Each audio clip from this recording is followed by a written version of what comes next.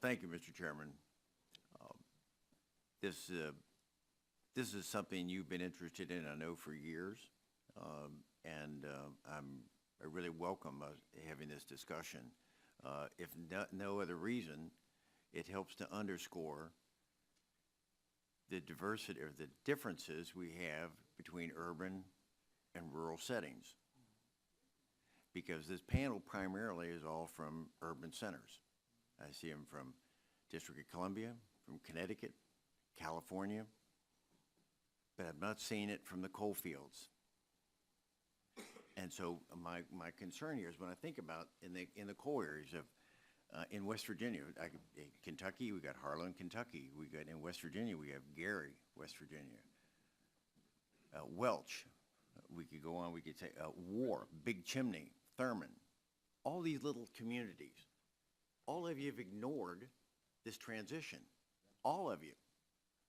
Where are we going to put? Where are we going to train these people for? It may be indeed a movement into the renewable energy field. But what are we going to do for those communities?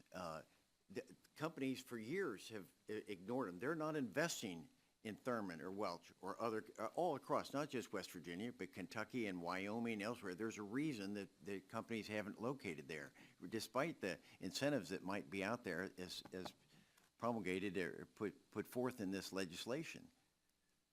So I was hoping that we would hear how we help those communities, because I know the chairman and I have talked about that. How do we reach out to those people to help them make this transition? And that transition may be, as it was in the 50s, after the war, they left and they went someplace else. That may be the solution. They have to abandon War and Thurman and Big Chimney and Harlan. I want to know who's going to buy their homes. I want to understand what we're doing with this. Because for the coal miners and the related industries, their biggest asset is their real estate. And so when we tell them, you can get a job in creating solar panels, but it's just not going to be in Thurman. So you'll have to locate someplace else. What happens to the community? What happens to the school system, the churches, the fire departments, anything else that occurs with them when we abandon those communities to do our retraining for someplace else? And you know, we can, I know it's a noble idea to talk about the transitioning over to the renewables and the possibilities with that, but I'm enormously frustrated with that.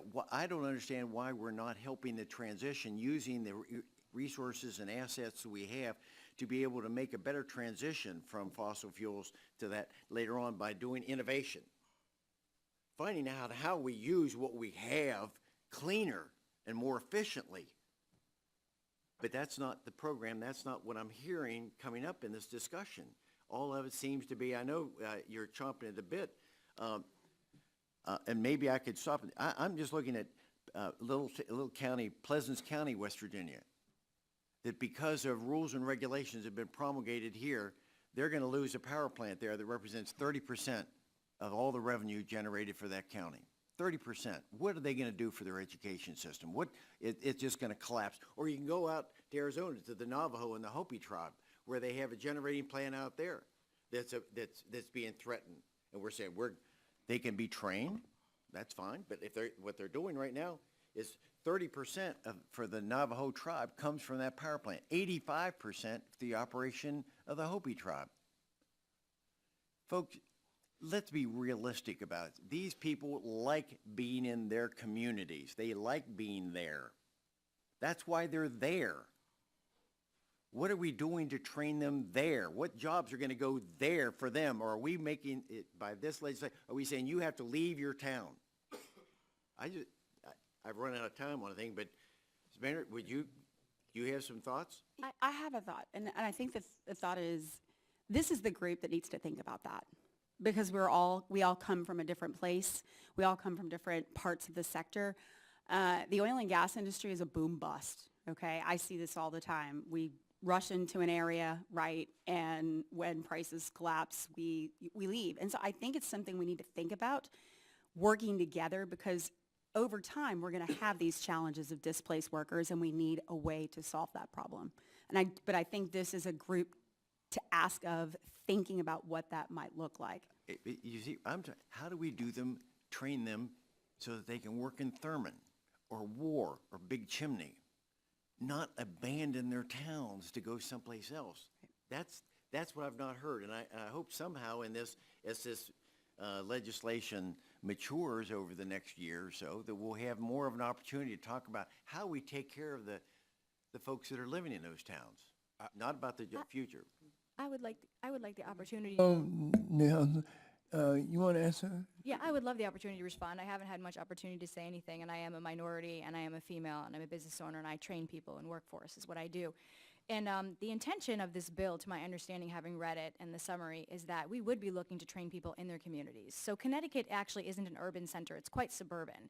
And we do serve the entire state of Connecticut. But I'm not the only state that does that.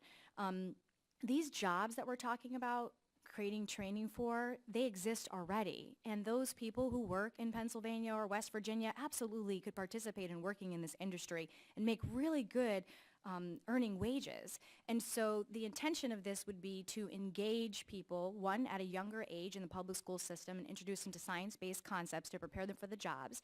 And two, the people who are displaced workers, it's to train them to take the positions that are available right now today, to be part of that community and work and engage in active. Ms. Collins, I'm sorry, I've run out of time on a thing. They're already making good wage. They're making $80,000 a year, but because of the regulations and things we're imposing on them in Washington, they're losing their jobs. That's why the decline in the fossil fuel industry across this country.